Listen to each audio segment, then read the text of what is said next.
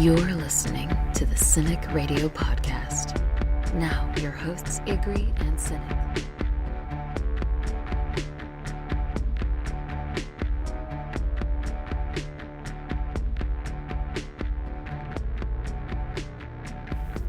Welcome everyone to episode 16 of the Cynic Radio Podcast. I'm your host, Cynic, and we have a full house this week. Joining me as always, my good friend Ig, Jules and Kate are here again, and back, this time hopefully for a full episode, Ryan from the Gymwits podcast. This week in the show, we're going to cover BBC and FX's Taboo, and we're going to take a deep dive into HBO's documentary Beware the Slenderman. We are the Cynic Radio Podcast, and we are proud to stand with women everywhere. Well, this week in the show, we're going to spend a little bit of time talking about FX's and BBC's Taboo, starring James Hardy. And the basic concept of the show is adventurer James Delaney, long to believe dead, after 10 years returns home to London from Africa in the year 1814 in order to inherit his late father's shipping empire.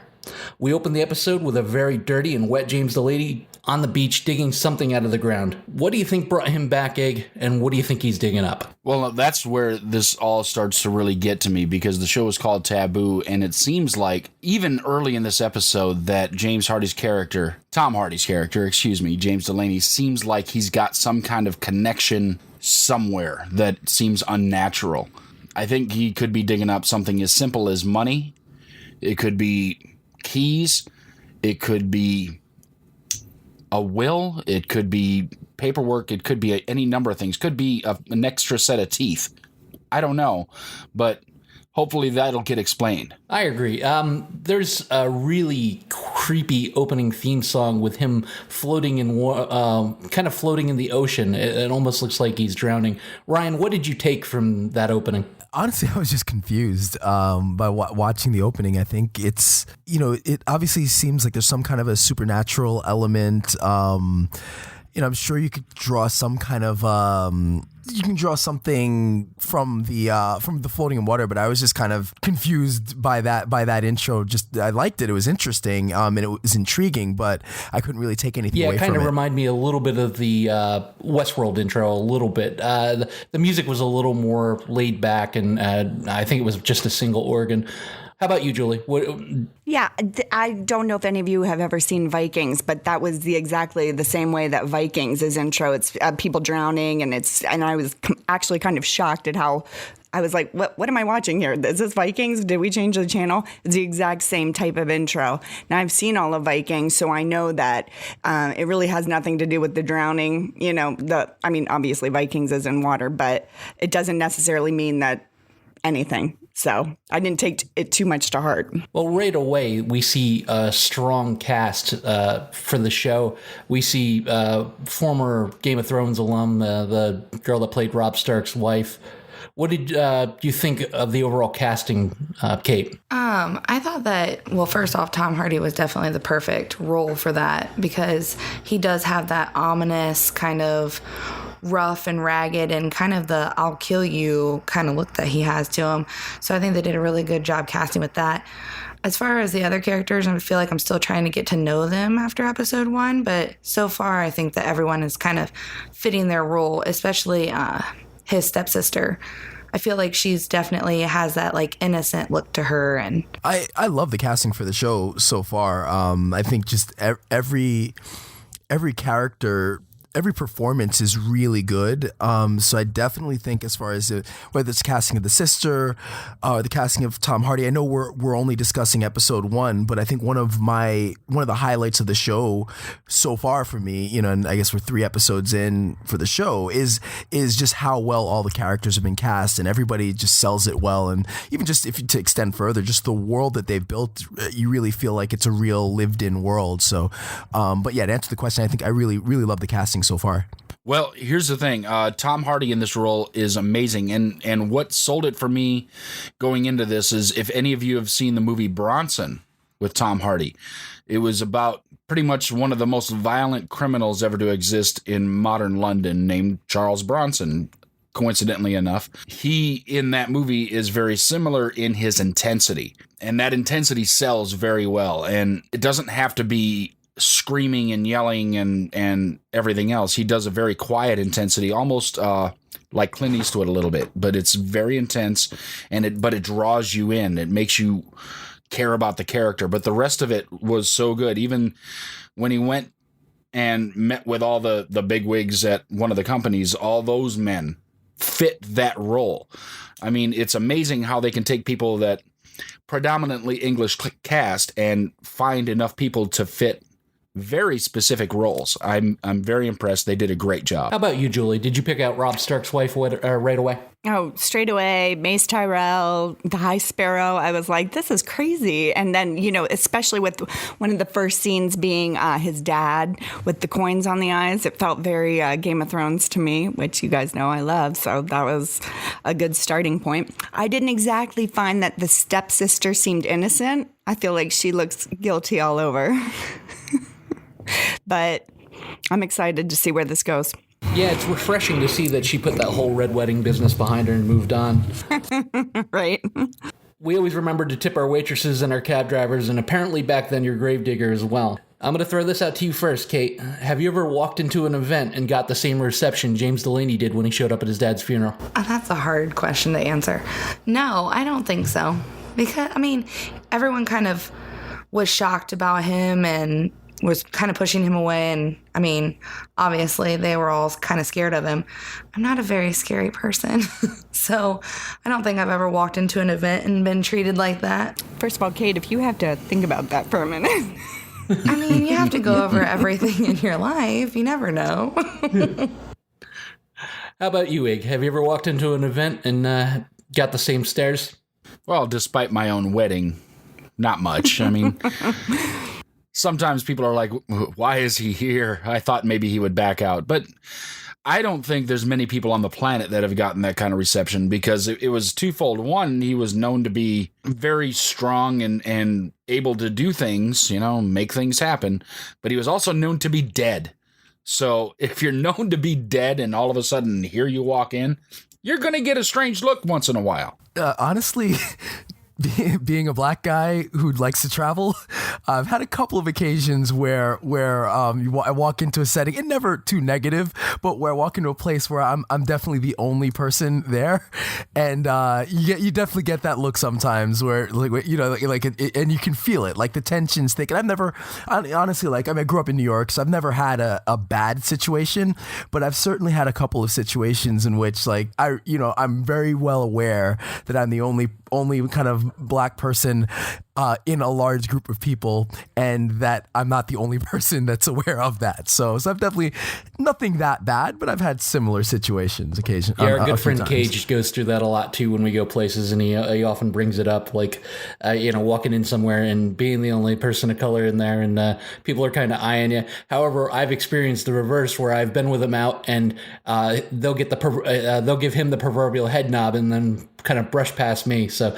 I always pretend to take offense, like, hey man, I opened the door for you. How come I don't get the head nod? As a kid, I kind of had the reverse. So I'm half, my dad's white, my mom's black. So growing up, I grew up in a predominantly black neighborhood in Brooklyn, and so I would see the reverse with my dad, where he lived like my parents lived when I was young. So he would come pick us up on the weekends and take us home and take us back. And so anytime he was with us in that area, it was always like he was the one that got the weird looks, like, wait, what's this white guy doing in this neighborhood? So I've seen it. I saw it the reverse as a kid. All right, having a conversation with Father Delaney's power of attorney, his lawyer, he finds out he inherited a worthless piece of land on the other side of the world. Well, so-called worthless. Well, based on his reaction, based on the reaction he got from his sister and brother-in-law, do you think this is true? Well, I don't think it's true, and I think everybody's trying to sell him on the fact that it's not true. It's true. Oh, yeah, it's worthless. You don't want it. It's just rocks. Nothing going on. Can't do anything there. Worthless. But he's kind of a smart person, and he shows so later in the episode. Yeah, the more people that tell you, oh, you don't want that. You really don't want that. Oh, that's crap. I was about to say, I really think I was going to say the exact same thing as you. I think that land's going to be worth a ton of stuff. Money, probably. Yeah, I definitely think that it's worth all the people that are secretly want it. Obviously, it's of high value. Anything to add, Ryan? Yeah, no, I agree. I think that obviously it's very clear, right off the bat that land is important on some level, and that would be kind of central to a lot of the story. Do you guys ever wonder how odd it is that people are so bad at selling the fact that something is worthless when it's not? I mean, I saw that, and that to me made me question. I mean, if you just kind of maybe didn't even talk about it and just go, oh, that land? Good. I'm glad you've got it. That might have done better than, oh, yeah, it's just rocks. And yeah, I don't know what, we'll give you some money for it. Well, that was the thing. Even though during the conversation, the land was referred to a worthless pile of rocks, a poison chalice, and a pig's ass. Based off the looks that James gave the lawyer, do you think he was buying it, Ig? Absolutely not. And I don't know as Mr. Delaney is willing to buy anything from anyone there. I think he's got his own agenda about everything. He already knows what he wants to do, how he wants to do it, who he wants to involve. Yeah, he definitely seems to be a step ahead. What do you think, Ryan? Do you think they kind of gave it away with how hard they were trying to play it casual? Yeah, definitely. And, I think I guess everyone was in shock, and maybe they expected him to just be naive or to roll over quickly, and maybe they didn't take the time to consider that he had some interest in the land. So I think it was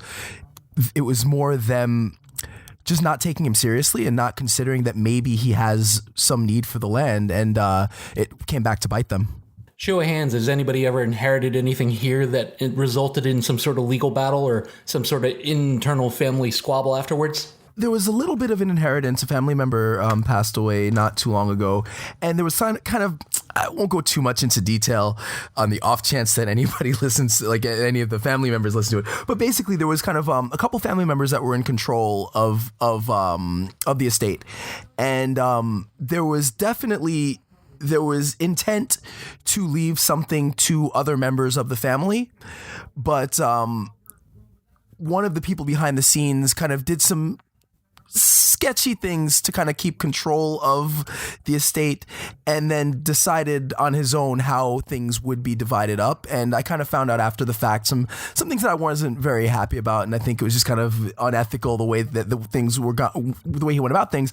My perspective, I just kind of said, if you want to ruin relationships based on that, that's fine. I'm not going to fight or argue about it. But it was kind of a messed up situation. So I've kind of dealt with this not too long ago, actually. You're definitely the bigger person there. I've seen so many families completely break down because of this. Yeah, I've heard horror stories. I think it's a subject a lot of people can relate to, and that's why the show kind of identifies with people, because I too have seen plenty of times when this has happened. Unfortunately, I've never had that kind of good/bad luck. Did you get the sense James telling his sister that he still loved her wasn't in a brotherly way? I absolutely got that sense, and I don't know. I believe it's stepsisters, so they are related through marriage and marriage alone. I thought that I don't know if it was a stepsister or a half sister. I think it's half sister, because I think it's the same father but different mothers. Oh, I thought at some point he says something about your brother, and she goes step, but maybe I was mistaken. Well, honestly, just in life, I've heard, because I have a few half brothers and sisters, and I've heard it alternatively referred to as both. I've heard people refer to them or, as half and step, and I'm always confused as to what someone's referring to when they say half brother, well, half sister, would be half one of the same parents, and step would be coming in from the new parent. So you would think so, but I've heard people refer to step as one of the same parents. No, I'm not saying that's the right way. Just I've heard it referred to as that. So sometimes that can be confusing. Like trying to figure out what's the person referring to. Yeah, and I'm just going to throw it out there again. I think we might have been like 10 minutes in, and I was like, "What, brother and sister love? This sounds familiar." Yeah, it totally wasn't innocent brotherly love, though. It was definitely deeper. I don't know if it went all the way to sexual love, but it was definitely something more than just, I love you, sis. Oh, it was for sure. I mean, I was watching the show and I texted Julie and was like, hold up. Do we have some incest going on here? Because, I mean, the way that he said, I think he said, I'll never stop loving you. I mean, No one just walks up to their sibling like, oh, by the way, I'll never stop loving you. It was way too... Wasn't it something to the extent of one of the things my absence didn't cure was my love for you? Yeah, that's the one I'm looking for. So my question is, does her husband know? Like, does he have a clue, or is he completely I think he knows for oblivious sure to it? Because you could feel it just watching it. Like, you could feel the tension just watching it watching the show. So I wonder, are there rumors, or does he think about it, or is he just kind of blinding, kind of ignoring it? So far, I think he's completely one-sided, where he's seeing the deal that he made with the East Indian Trading Company going away because the rightful heir to the shipping empire is now back. He and the sister have now spent all this time preparing a deal with which I think they were going to become at least somewhat wealthy. And with a simple opening of a door and walking down the aisle, it's gone. There is a scene, though, middle of the way between his sister and her husband, and it pretty much implies that he knows something is off about their relationship. That's the way I read it. Now, and I watched this episode twice, so maybe because I knew, maybe that's how I implied it more the second time. I don't remember catching it the first time like that, but it felt like he implied he knew something. It really seems that he's there and he's all about the money. I don't think he has a clue about the relationship. I also think that we're going to find out down the road that maybe he married her intentionally under the direction of the East Indian Trading Company to kind of seal this deal. So they'll, no matter what they pay them, they're going to get it done one way or the other. They really don't explain Delaney's absence for the last 10 years. Do you think it had anything to do with his sister, Rick? Well, I think some of it was things that I saw, things that I picked up during the show. While it may have had something to do with his sister, I think it also had to do with who he's become. Because he was assumed dead in a slaving ship accident.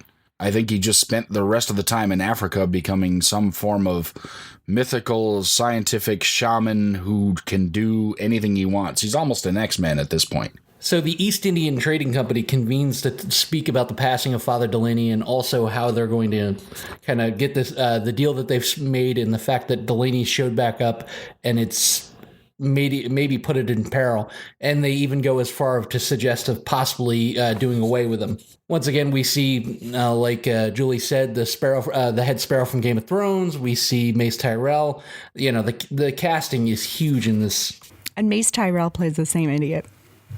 He really does, just completely aloof. Typecast. That very, distant, oh, how dare, he always has that how dare you look about it. They discuss also James being a cadet under the head of the East Indian Trading Company, his rebellious ways. After a dull run as a cadet, he left for Africa, and he crashed in a ship, and he was presumed dead. And then the rumors start. That was kind of a great scene because they were taking notes up until that point until somebody raised their hand, and then they would stop. And then they said, and the rumors started about him in Africa right away. When the guy went to answer, he raised his hand we can't have the things that we think this guy did on record. Totally. Yeah, I totally picked up on that because it just seemed like, everything they do in that room is recorded until somebody puts their hand up and that guy knows, put my quill away, basically put my headphones on, go into La La Land, even though there was no headphones and no La La Land. He just puts the quill away and sits there and lets it happen. It seemed like there's things they want recorded and sometimes there's things they don't. What they're trying to do is show a level of transparency that isn't real. Yeah, I picked up on it. I was just wondering why that speculation or the rumors, why was it necessary to not keep track of it? Is there what fear, what was the fear of that kind of that speculation? Is it a fear of it getting out, of some kind of retaliation for it, or of scaring other people? What was the reason for not just keep recording that? That was my only kind of question, because they made it a point to announce, if anyone has something to say that they don't want to be recorded, raise your hand, and then they raise it during that point. So it's just kind of confused as to why it was so important to do it for that scene rather than, let's say, a scene where they're talking, let's say if they're talking about retribution or getting back at him or killing him or something, where you definitely would want to not record that. Maybe what he was up to ran counterproductive to the company, and they didn't want that on the record. Maybe he's been attacking their interests all along.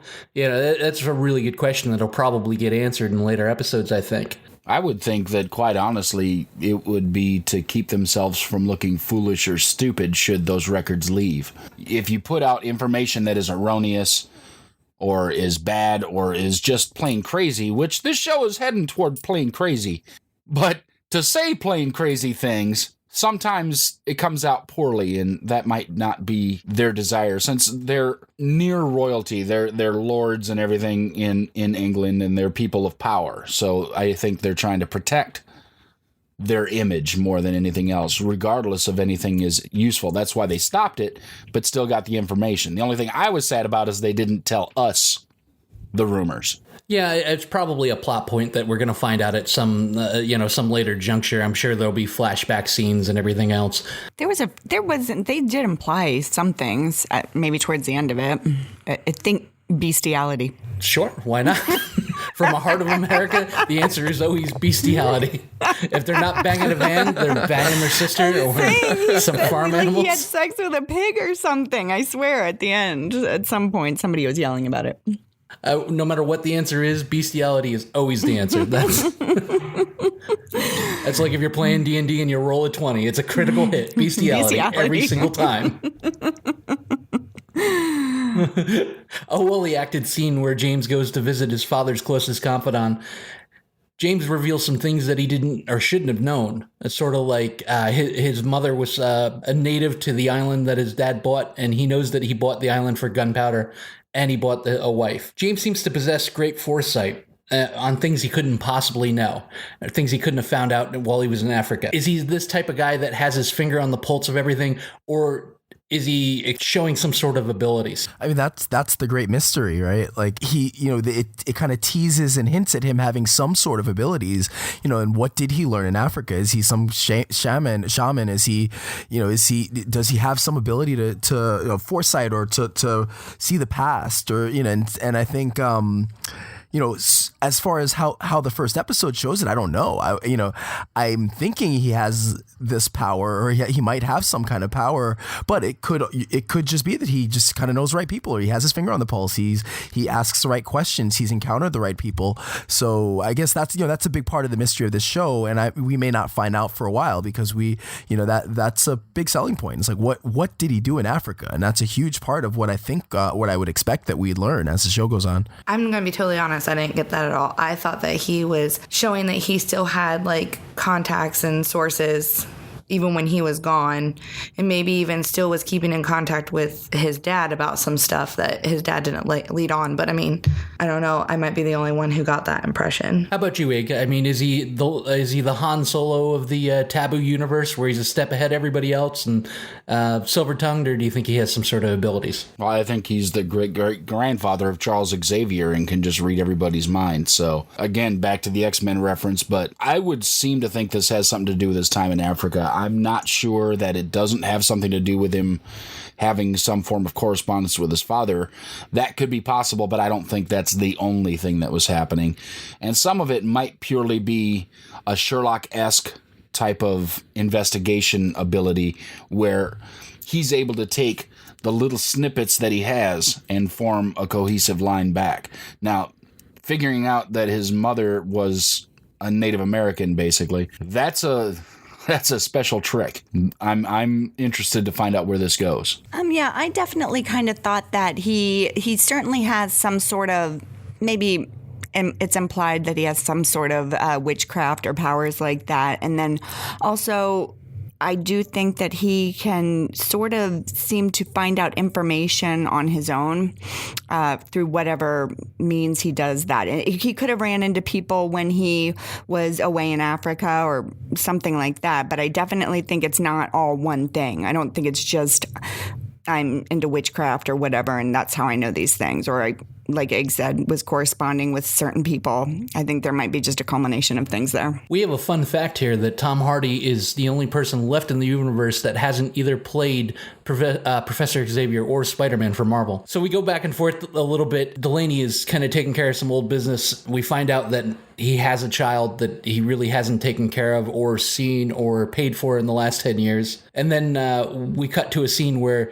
his father's being dug up and brought in for an autopsy. The results come back conclusive that he was poisoned. But did you get the idea that between the description of the madness that is sudden death, that we knew all along that there was some foul play in his death? Oh, definitely. Definitely there was foul play. I mean, there was no question in my mind at all that, you know, you go from being a person that's doing things right. I mean, we all know that, yeah, you can kind of lose your sanity as you age and everything, but it's a gradual thing. You don't all of a sudden wake up one day just kooky. I knew there had to be something going on, and I'm glad, honestly, that they were able to show that, because now that gives motivation for things to happen further in this show. How about you, Julie? Did you get the sense that he was, you knew he was poisoned all along? Yeah, I got that sense, and I have a feeling I think I know who did it.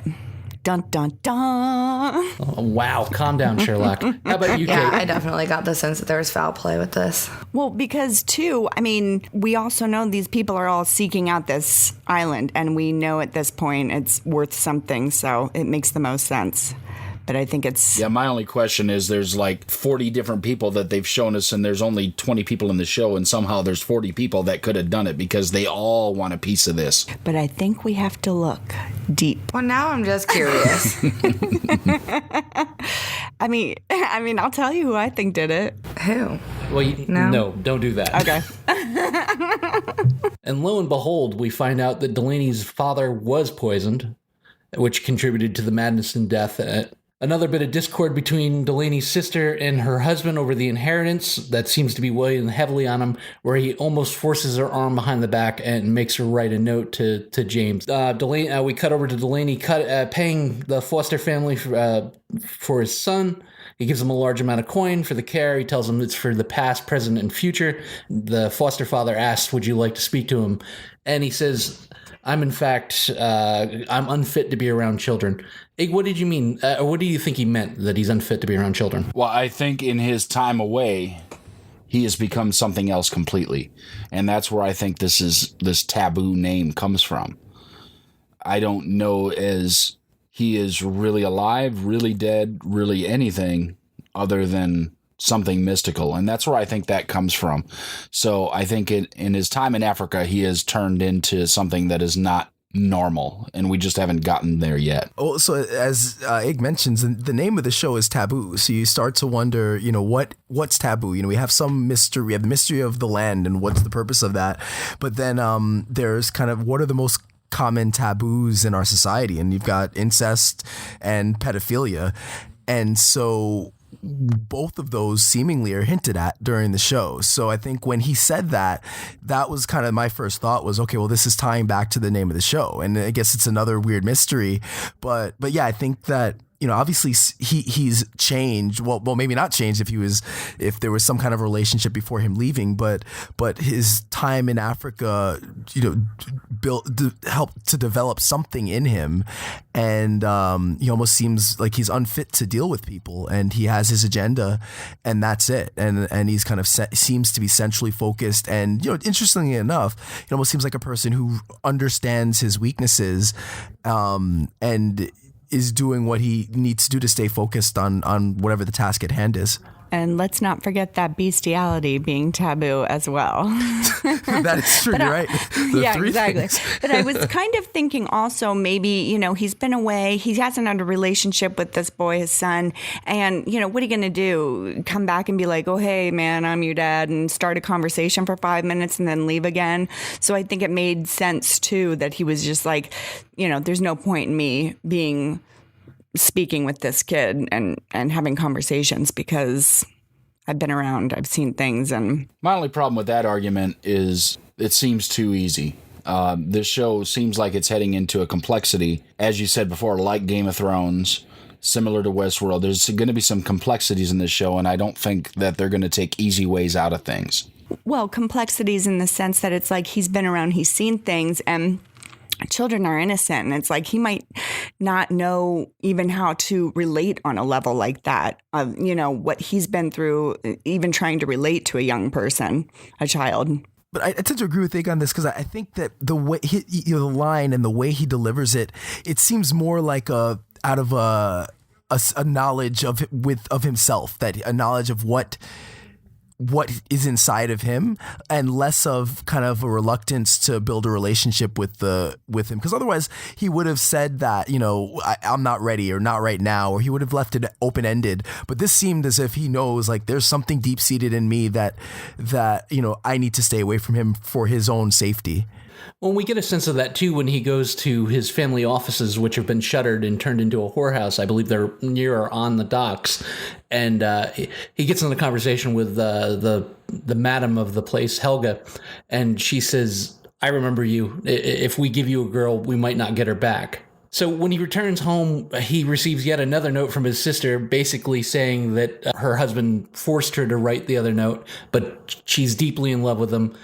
Do you think that the brother-in-law could possibly be more of a danger to James than the East Indian Trading Company? They seem pretty devious, and they're working as a collective group, although they also seemed pretty easily stumped. I'm going to say it's about 50-50 at this point, so far. I don't see that he's any more dangerous than the rest of them as a group working together are going to be. How about you, Kate? Do you feel that the brother-in-law is a danger to Delaney's health? No, I don't. I feel like he's one of those guys that puffs out his chest and is like, because I'll kill him.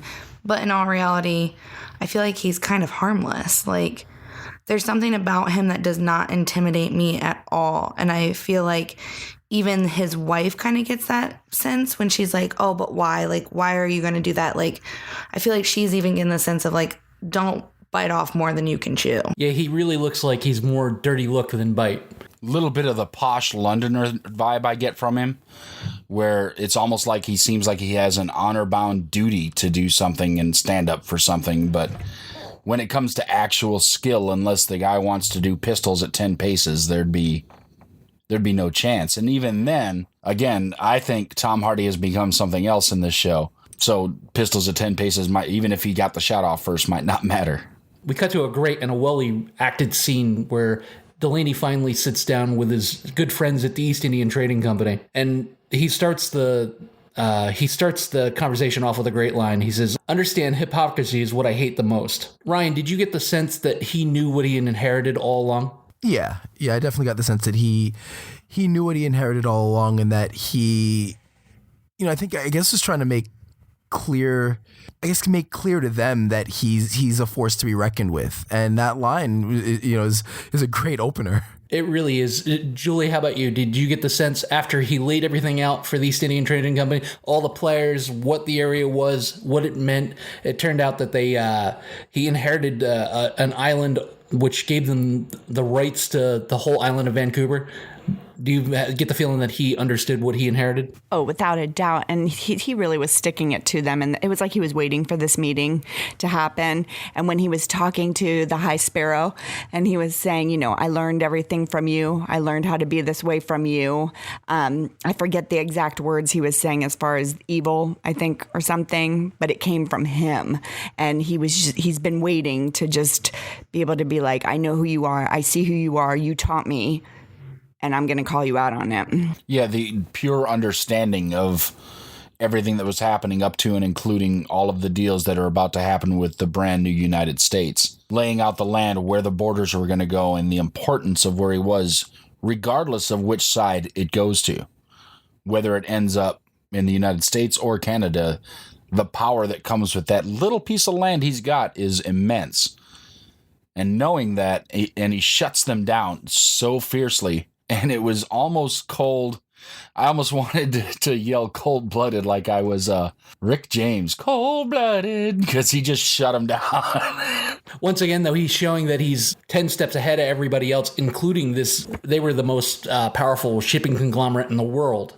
These, at that point, England was the end-all, be-all of just about everything around the globe. And he had information he shouldn't have had. He understood the importance of the island. He understood that it's the direct route to China. So I think they really met a formidable match with James Delaney. They call on his loyalty, which he seems to have absolutely none of. Do you think Julie, that his refusal was as much business as it was personal? Do you think that he wouldn't sell the island because there's some sort of revenge or some sort of plan afoot other than just a business decision? Well, clearly, I mean, he knows his father was poisoned now. He knows that these guys are wanting this island. They're getting angry about even dealing with him. He came out of nowhere. They thought they had their plans underway with the brother-in-law, and now he's kind of screwed up all their plans. And I think he knows that there's a high likelihood one of them might have been involved, or all of them are involved with the death of his father. So for sure, this is completely personal. I think all of the above. I think that he definitely, obviously there's a personal aspect to it with his father dying. Obviously he realizes that there's huge value to it. So it's worth holding on to. I think also he might derive some kind of personal satisfaction from being a few steps ahead, because it does seem like he you know, I don't know if it's like something about his performance makes me feel like he enjoys kind of the feeling of always being a little bit ahead of somebody and of kind of telling somebody something that he's not supposed to know. So I think there are a number, maybe also there's some kind of mystical value or property to the land itself. So I think there's a lot there, and it could be any or all of those explanations. Well, I think it's more personal than anything else. Business is always going to be a part of it, because while he may be more than just a simple man at this point, there's still money makes the world go round. But what I think is maybe the most personal thing is his heritage. Since his mother came from the land that he's inheriting in North America, I think that may turn into something that is driving him further than anything else. Because I think, yes, spending all that time in Africa may have helped him become a shaman or whatever we were talking about earlier, but I think also that's something that existed in Native American culture as well. So there may be some ties between the two to make those combine in together. So I think it's by far more personal than it is business. Ryan, first episode of Taboo. What would you rate it, and would you recommend it to your friends? I would rate it as a first episode of the show. I would give it a solid 8. Yeah, definitely give it a solid 8. I think it's not for everyone. The themes are pretty heavy.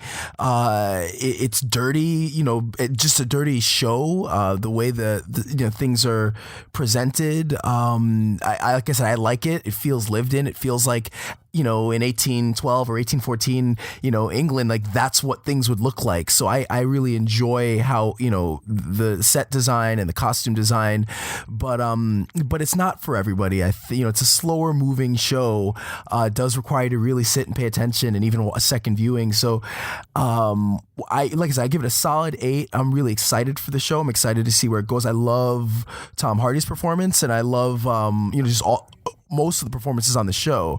So yeah, that would be my score for the show. The look of the character definitely fits. Tom Hardy fits this character to a T. It's almost like the show was written for him rather than him written into the show.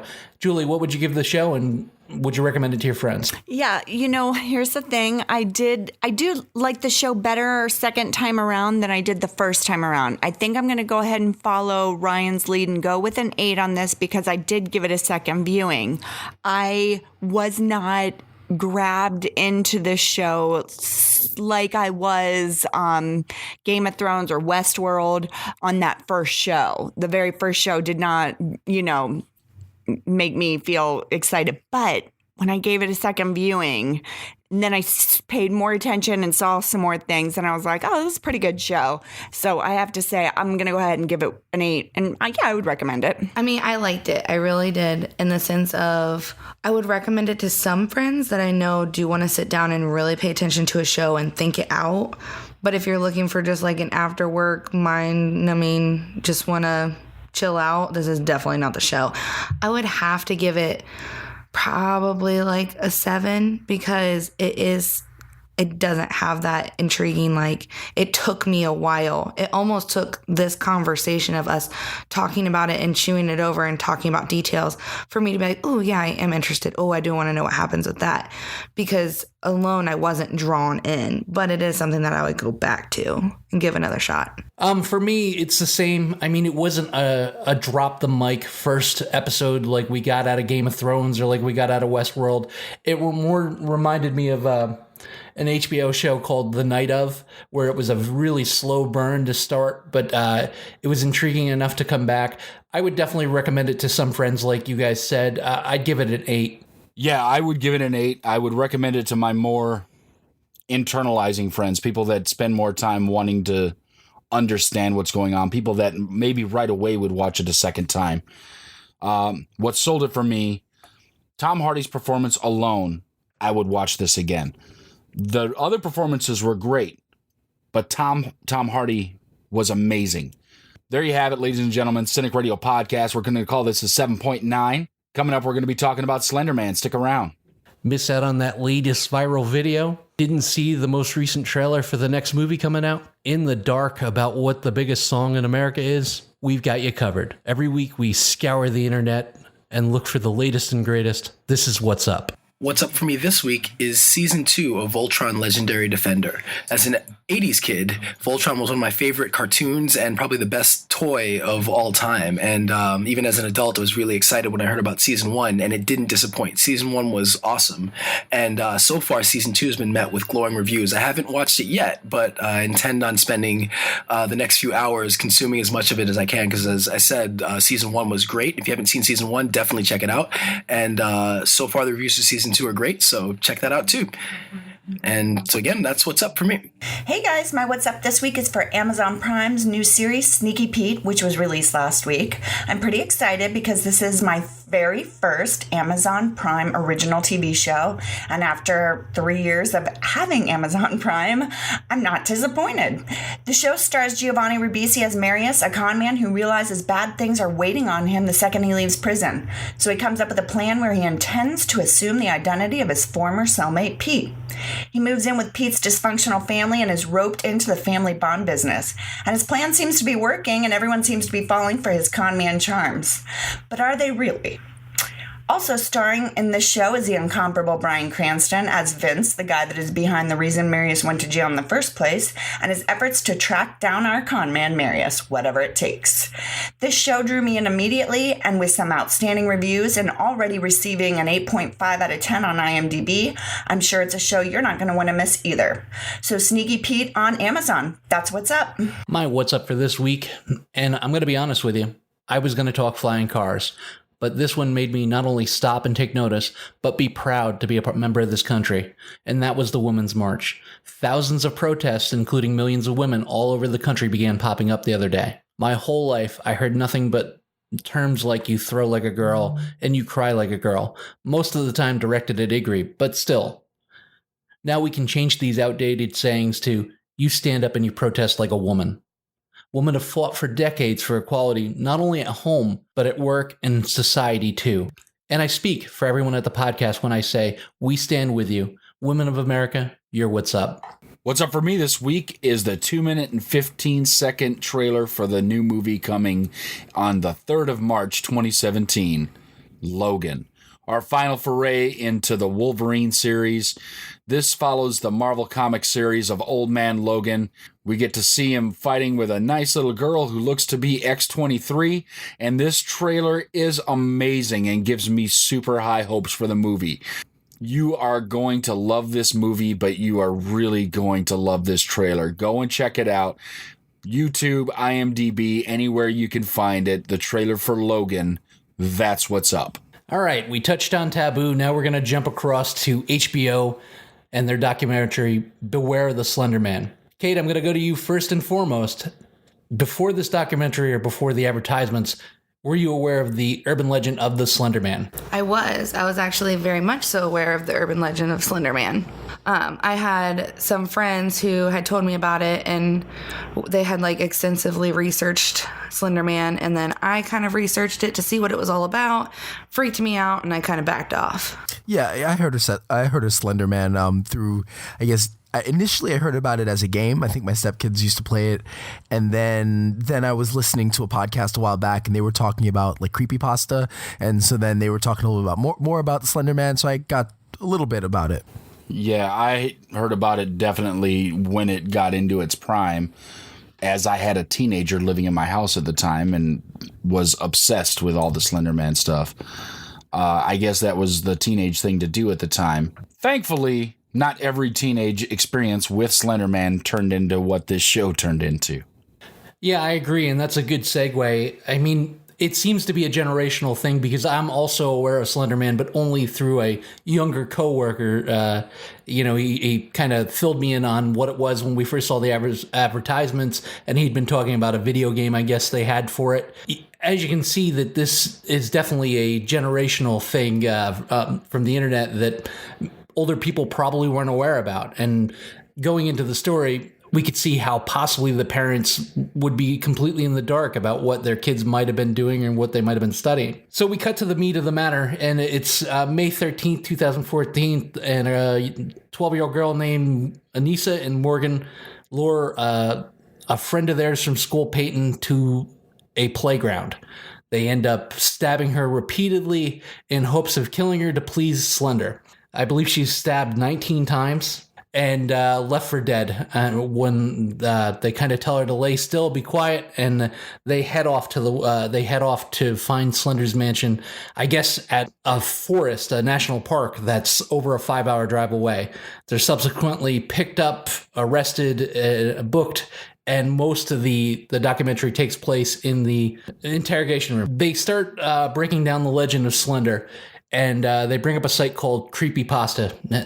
Ig, have you heard of that site? Again, I heard of it through my daughter, who was in her mid-teens at the time. I tried to get her away from it because I could see some of the influences, and she was becoming very obsessed.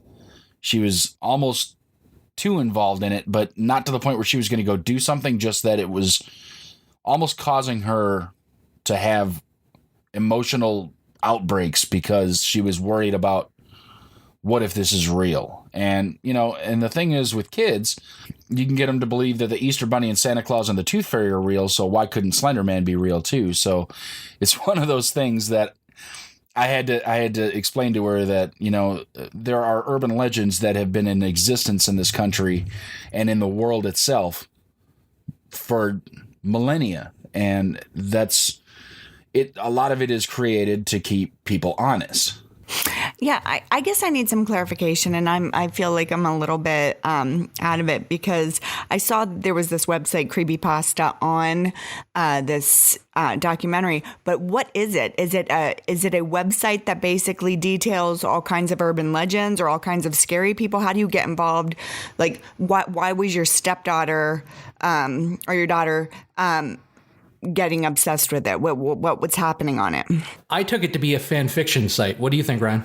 Yeah, I think that's what I took from it. That it was kind of stories that were kind of stories that were told that kind of have some, that usually involve murder or something, some creepy aspect to it that kind of was meant to kind of scare you, but done in a way that was, at least from what I would see, kind of done in a way to be spread, to be sent kind of virally, that you want to share this idea with somebody, because there's always, you tell the story and there's some kind of twist at the end. And it kind of reminded me of like when I was a kid reading like these urban legend books that were kind of scary, but like you wanted to read each story and they always had some kind of weird, intriguing twist at the end that was meant to terrify you and then make you want to read more, but you were still scared. And it reminded me of some of the stuff that I would just read when I was younger, but in online. Well, it was a wiki-based site, which meant that it's built by the users that are reading the site. So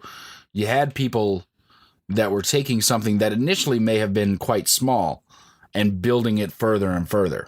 Oh, yeah, for sure. Because, like Ig said, it is it's all like Wikipedia, so everyone just kind of builds on it, and it can get kind of out of control sometimes with what people want to add and what they want to say. But we used to read it, honestly, at sleepovers because everyone likes a good scary story. Well, and the thing is it wasn't just Slenderman that was on Creepypasta. It was basically creepy things. Like Kate was saying, it's more about scary stories and things like that, but what they were doing at Creepypasta was putting on modern twists. And at Creepypasta, the big hitter was Slenderman. So Slenderman was the A-list urban legend of the whole site? Yes. So apparently Slenderman can be between 6 and 14 feet tall. He can have tendrils. He can teleport. He's got mind control and all the makings of a good time. Although, unfortunately, Julie, I didn't see anything about bestiality, but I'm sure you could get on, since it's a wiki, and add it yourself if you want. The neat part about this documentary is that we get to spend time with the two girls' parents and try to figure out and, kind of unwrap what exactly happened here. Morgan's mom was concerned from her daughter about her daughter at a young age. She lacked empathy. They bring her to movies such as Bambi, and it was more about saving herself rather than the loss on the screen. Do you think, Julie, as a parent, that she should have been concerned from that point, or do young children often lack empathy? I think being a parent is a hard job, and I think you never know what should be a red flag.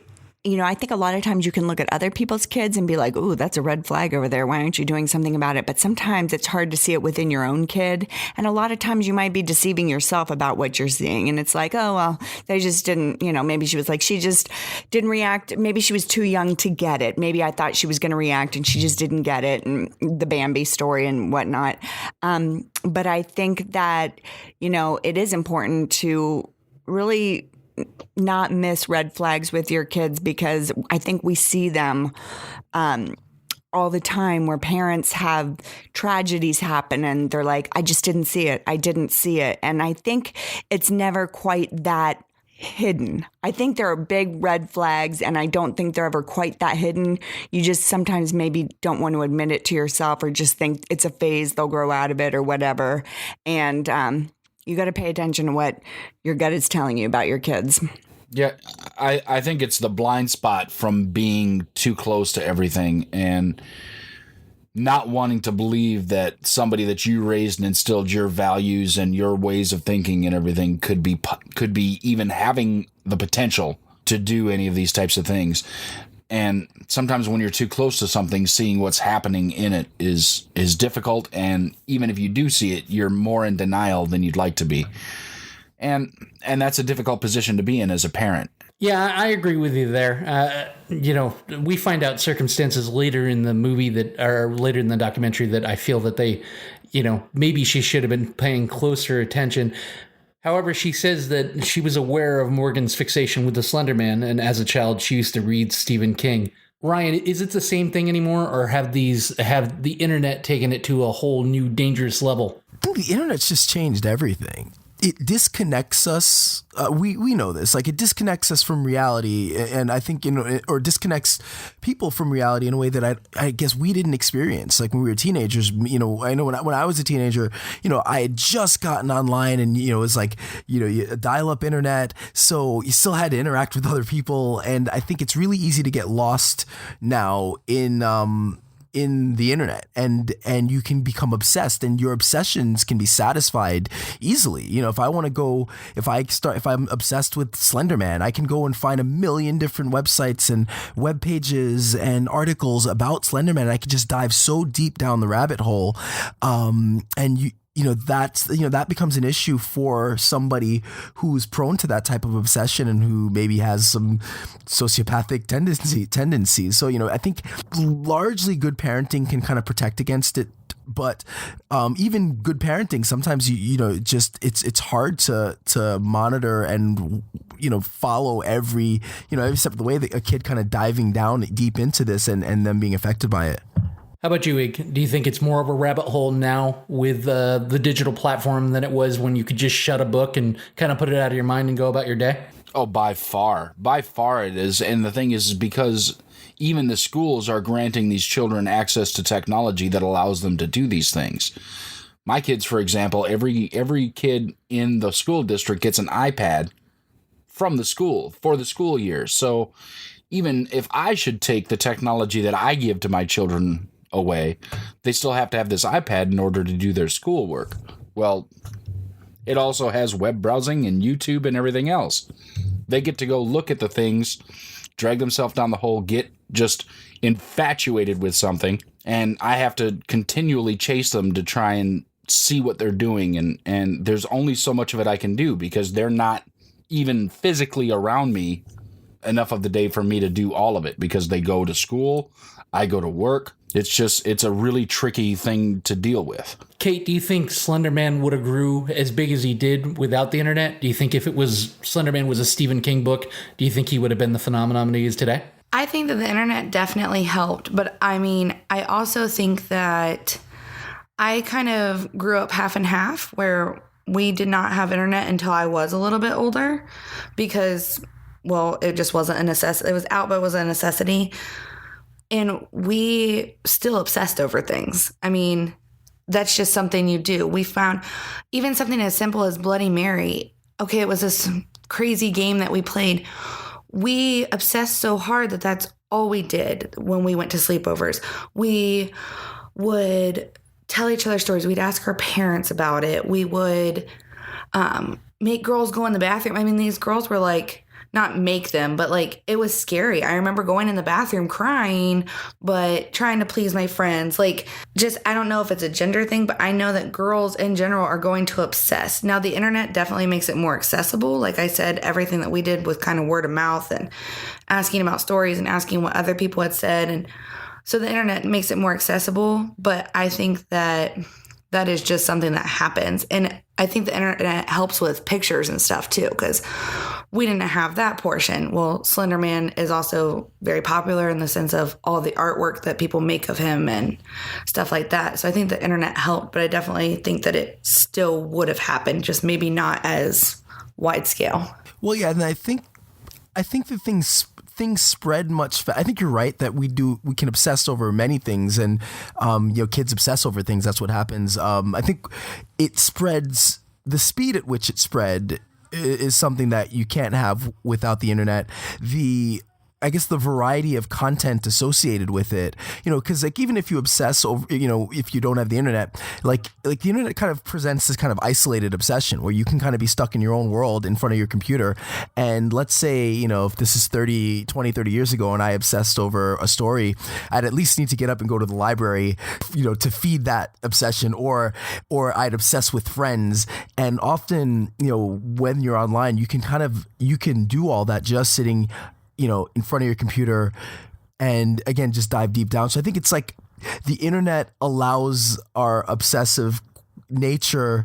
It enhances it in a way that I think can be more detrimental. But I think you are right that as kids, teenagers, you're going to obsess over things. And one further point to that, when Slenderman really started getting big, I was living in Hawaii. Okay, when these things were happening 20, 30 years ago, before the internet was in its prevalence, something like that may not have reached there for another 3 or 4 years. You got to get enough people to move over there to say something for it to gain any traction. However, with the internet, it gained traction in Hawaii, where just about everything is behind immediately. So the internet, powerful force. All right, during Morgan's interrogation, she really kind of meekly asked, "Is Bella okay?" She didn't really want to talk about Slenderman. She actually kind of put it at the feet of Anissa. Ryan, did you see the lack of empathy in her interrogation videos? Oh yeah, and it's funny with all this various personalities in the media going on and the armchair diagnoses. I was there was a part of my brain that wanted to say, well, let's not try to diagnose her or say that she has any tendencies, because I'm not a psychologist or psychiatrist, but it's like it was obvious that there was just something missing. It was just blank. And you could tell it even just in the conversation. And again, I'm a little, part of me gives pause because editing, you're editing for a movie or a TV show or documentary. The editors can do a lot with tons of footage, but you could just see it. There was just something missing there. Yeah, I thought that she obviously lacked empathy, and she wasn't showing a lot of emotion. And then Anissa seemed to be, obviously crying some more than Morgan, but not that much. I mean, she was crying, but it wasn't a whole lot more. And it almost struck me like maybe she knew how to play the game a little bit more than Morgan. That was my initial thoughts, and they changed, obviously, as the show went on. We cut to Anissa's dad, Bill, who says that he was a good parent. He was actively involved in what she was doing on the internet. He was, he stayed on top of her. He made her spend time with her family. He seemed, or at least he portrayed himself as much as a victim is, Bella herself, who got stabbed, that, he put it more at the feet of the internet. Both girls being 12 years old. Kate, do you agree with them being tried as adults, seeming that they could get 65 years in prison? I mean, that is a really, really tough question, because obviously there is a mental health issue backing this. I mean, even adults get to plead insanity and get a lesser sentence or mental health help that they need. Now, do I think that they need the punishment to realize that what they did was wrong? They cannot do this? Yes. But I also, both girls were diagnosed with mental health disorders, and that needs to be taken into account. I mean, I think that Slenderman and things like this have a bad influence. Yes, they're scary. Children are influenced by that. But it takes a certain kind of way of thinking to take it to that point. So obviously, neither one of them were completely all the way there in their minds. They have something deeper that we need to discover. So just locking them up and saying, well, you're tried as an adult, you shouldn't do this, is bad. They did the research. They found out that they had some mental health disorders. But I mean, I really think that in their sentencing, that should have been taken into consideration. Yes, what they did was wrong. It's terrible. It's an awful situation. But these girls, if they had these things under control, I think that it wouldn't have been something that they would have done. How about you, Ig? You've dealt with 12-year-olds before. Do you think they should have been tried as adults? Well, here's my biggest problem with this. How is it that they were able to have these young ladies in an interrogation room taking a statement against them with no representation whatsoever? There was no lawyer, no nothing. And I understand that if you just kind of waive your right to remain silent, but how can you legally expect that someone at that age understands the ramifications? I don't know, as even that loophole in itself, a lawyer would have shut all that down immediately. They wouldn't have got any of that. And that was a big problem for me. It almost seemed kind of like the things that they were doing. We talked about off the show about how this showed a lot of similarities to Making a Murderer. Funny enough, both are in Wisconsin, not all that far from each other. Got to say, something is going on in Wisconsin. Maybe they need to tone down on the cheese a little bit. But here's the thing. You gotta think that they did the same thing to Brendan Dassey, where they had him in a room by himself, no representation, nobody there to help him, nobody to say, don't talk, I got you, let me help you. They just hit this kid with definite problems. He was slow, he didn't have his full faculties available to him, and they used that to convict him and put him in prison, where he's obviously going to have problems. And they're doing that to the same to these girls. And I don't know if that itself, again, is a Wisconsin problem or what's going on. How did the parents not know that they had these children in custody and didn't expect that a lawyer should be provided to them there? So, no, I don't think that they should be tried as an adult, because I think they circumvented the law in getting where they were. Yeah, real quick, I agree. And I don't know if the police or whoever just had a rush to solve the crime and have an answer as to what happened, because certain things like this tend to grab the newscast and then everybody wants an answer and it to be solved. So they're just rushing to get this done. But I agree that should have never happened. And they kind of touched on it when somebody was on the stand. The detective was on the stand, but they didn't really that's all they did was ask him if they had contacted the parents or anything, and he just said no, and that was it. Do I think that 2 12-year-old girls should be tried as adults? No. I think that, maybe if they were 16 or 17, I could understand it more. 12 is pretty young, and I'm not lightening what they did. What they did was messed up, but they didn't actually kill. Watching their answers in the interrogation room, though, you see that there's a disconnect between them and what's going on, because they were still talking about they were afraid what Slender was going to do if they didn't go stab this girl. This shows the disconnect, and they don't know what they're doing. So you can't try them as an adult when that goes on, and they didn't have any help. I mean, you can't ask a 12-year-old girl and push and not expect her to just give you the answer, because that's what 12-year-old kids do, is they tell you what you want to hear so you'll leave them alone. It's a tough question to answer. What age should you be eligible to be tried for as an adult? I think it's challenging, because I think I've met 12-year-olds who are as mature as many adults I know. I've met 12-year-olds who have not developed at all. So that's a bit challenging. I think, in this case, again, we only have access to what they've decided to show us, but it definitely seems like there's some kind of a mental health issue. So while maybe they should be tried as adults, I think there does need to be some kind of obviously they do need to face consequences, and there may need to be some form of lifelong mental health treatment for one or both of them. So it's a hard one to answer without having all the information. But 12 is a young age to I guess try somebody as an adult. Yeah, just based on their answers, this seems to be an ongoing problem in Wisconsin, too, because you can draw a lot of parallels in this documentary to Making a Murder, and you can draw a lot of parallels to Nissa to Brendan Dassey. You could tell by the answers to their questions that they weren't fully at grasp of what was going on in the situation. I mean, Morgan asked, "Is she dead?" where Anissa turned around and asked, "How far did we walk?"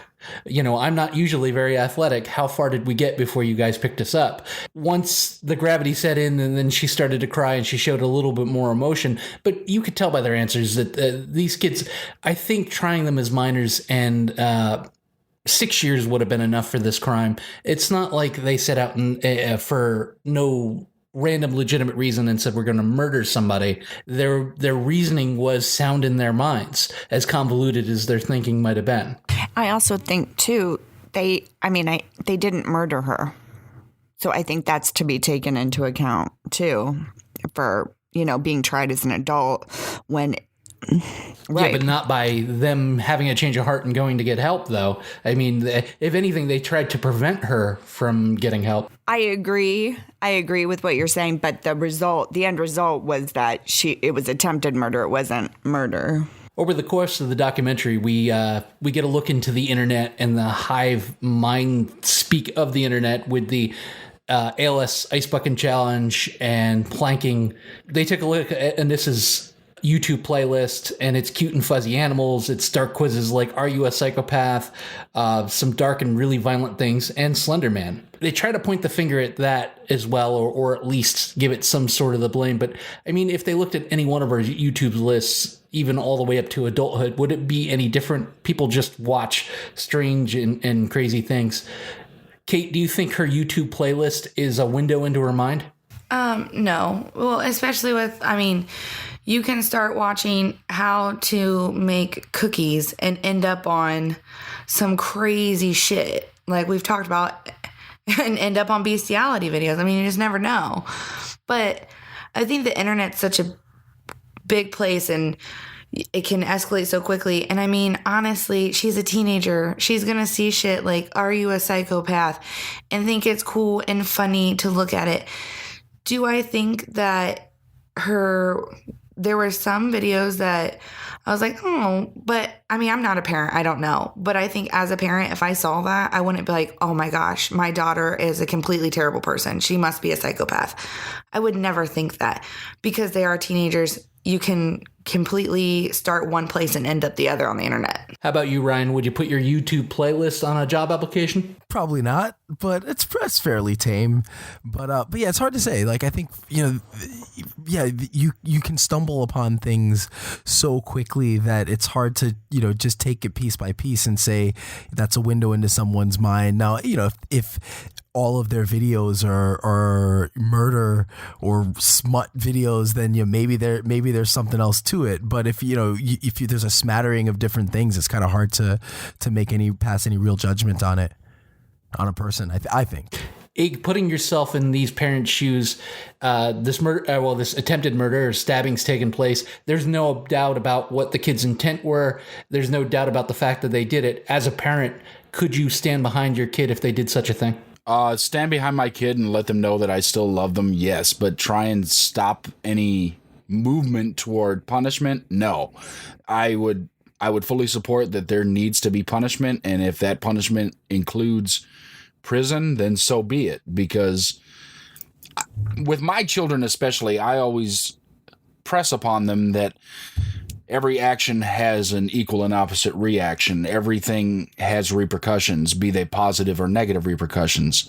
That being the case, yes, I could stand behind them and let them know that they are still loved, but they're going to have to sleep in their bed now that they made it. Yeah, I'm completely in agreement with Ig on this, because you are not doing your kid any sort of favor by trying to get them out of any kind of trouble that they've gotten themselves into. And I do agree that you can still love your kid and support them with love, but they made their bed and they do have to lie in it. And these girls did that, and they're just going to have to deal with it. They don't deserve to, have anybody trying to get them out of this. Well, it turns out that Morgan's dad is schizophrenic, and Morgan also inherited it from him. She's diagnosed with schizophrenia, even though it doesn't come out till later in life. So at the end of the day, Ryan, where does the blame for these Slenderman crimes or assaults or even killings go?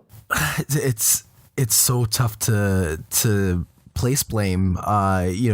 Any parent, you can second guess there's so many things that don't happen that, if it did happen, you can second guess your own choices. So it's hard to place the blame on the parents. The kids, obviously there are mental health issues. So yes, obviously they committed the crime, so the blame is placed on them, but there are issues there. So, it's one of those things that I'm sure there were signs, and I'm sure that the parents could have taken action sooner to maybe get the care. Maybe partially blame is on the teachers. Maybe their own teachers could have identified something and sent them to the right counselor, or requested the parents send them to psychotherapy or to the right type of mental health professional. So it's like hindsight's 2020. In a situation like this, it's just difficult to really assign blame to any one person. I think it's kind of spread apart everywhere. I mean, they're young. You can blame the internet. You can blame a lot. I think it's like an amalgam of things that you can kind of together. It kind of creates this kind of perfect murder or situation. How about you, Jules? Where do we throw the Slenderman assaults, killings, murders? Where does the blame go? This sort of reminds me of the whole Columbine thing, when people were starting to blame, music and video games and, what's all the reasons. And it turned out, the one kid had, I believe they had diagnosed him as a psychopath when it was all said and done. Many doctors read his diaries or whatever. The other one was a depressed, bipolar disorder. But they had gotten in trouble, and they had many signs leading up to this. So it is mental health, and you can blame whoever you want. But I agree with Kate. If you have like backstory of issues, this sort of stuff just sort of exacerbates that problem even further. And as far as these parents go, they knew there was a high likelihood that this girl could have schizophrenia. That's something. And there was like signs, like weird signs, like the lack of empathy and all that all of a sudden made sense that they should have been working to have that handled a long time ago. She had weird Barbie dolls and weird things happening. They were completely dismissing things they should have clearly stopped immediately and sought help for. So this is definitely a mental health thing. Yeah, I kind of agree with you there. I personally, and this isn't an attack on people with mental health conditions, I don't know if I would have children knowing that I could pass that on to my kids. I think that mental illness is directly to blame, and possibly a loner that has been bullied that would probably go along with anything to keep a friend. I have some problems with the documentary. I mean, I was looking forward to more of a, and I know that there was multiple stories involved in this, but I was looking for more of a deep dive into this polarizing internet phenomenon. And really what we were sold was a second-rate making a murder. I really only rated a 6, and that was more, the story was okay, not very compelling. Visually, I thought the Slenderman clips were great, and I loved some of the fan art and some of the fan movies. So I can't give it any more than a 5 or a 6. How about you, Kate? I'm gonna have to go with a 7 again, because I think that I think it was very compelling. It really hit all of my markers of things that could interest me, so I was very interested. It reminded me of just a documentary like that I've seen 1,000 times, where it's just almost looks like it was homemade. But I mean, I'm used to that kind of thing. It didn't really bother me all that much. I didn't think it was the most phenomenal thing I've ever seen in my entire life. But I think the actual content was interesting enough to make me go for 7. Yeah, I'm going to go and say 7 also. I found it to be not at all what I thought it was going to be, much like you.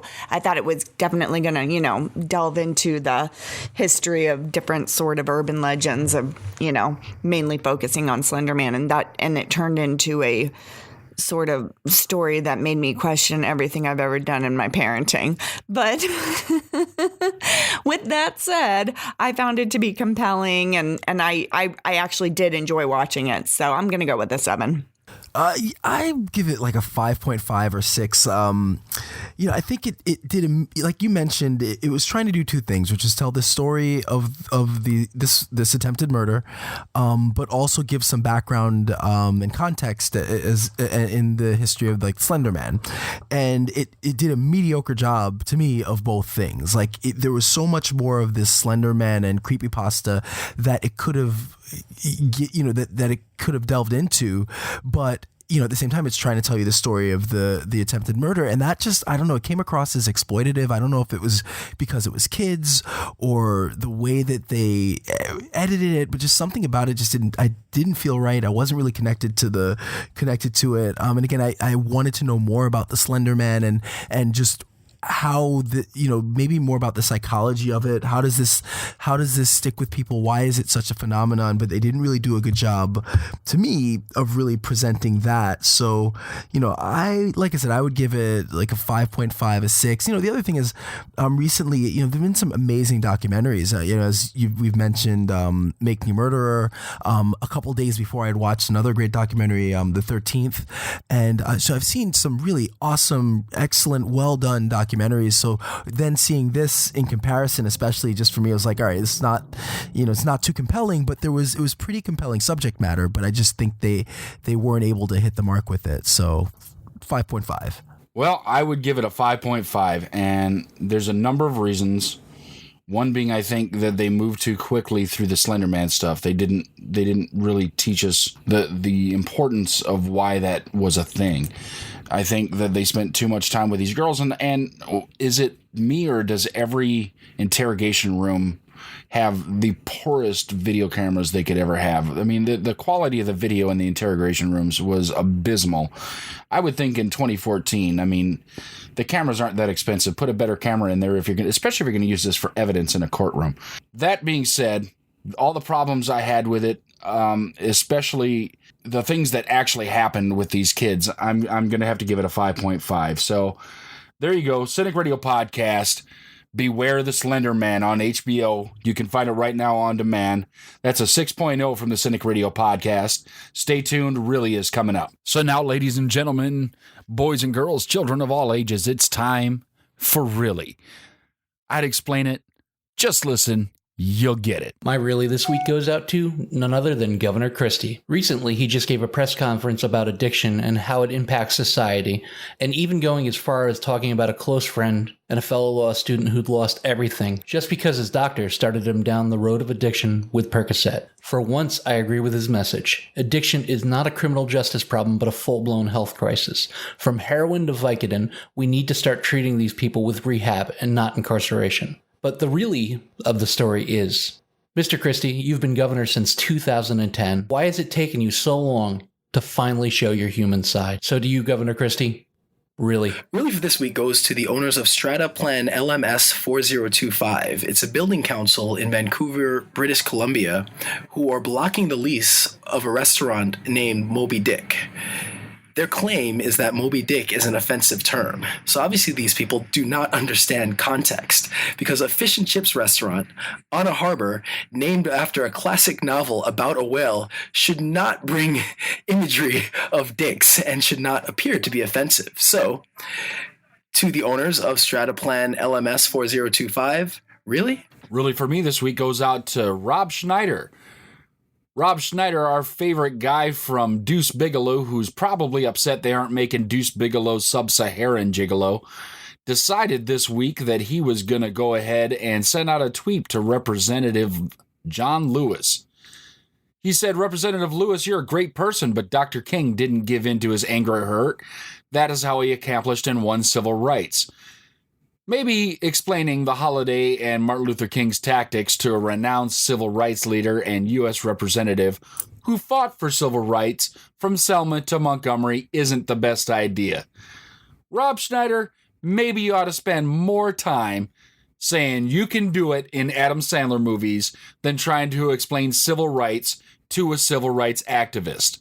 So Rob Schneider, really?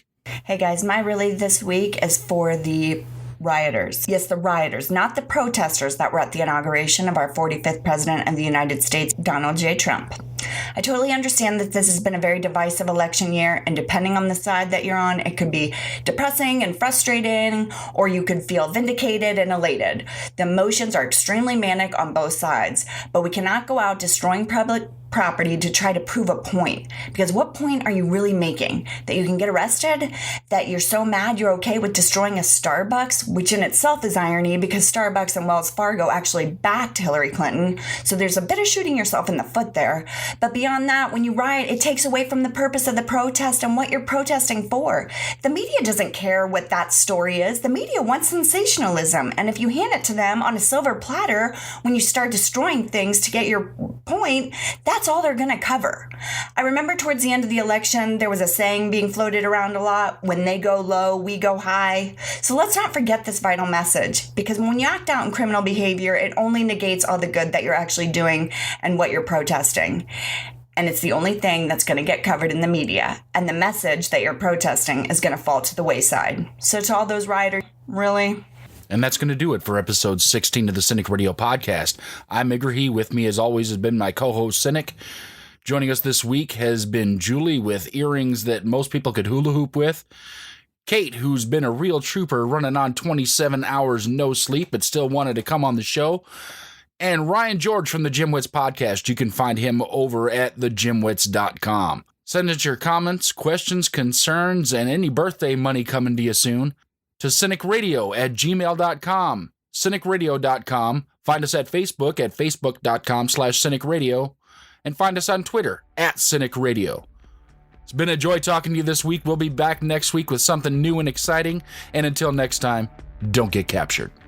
Follow the podcast on Twitter, Facebook, and at cynicradio.com. Available for download on iTunes.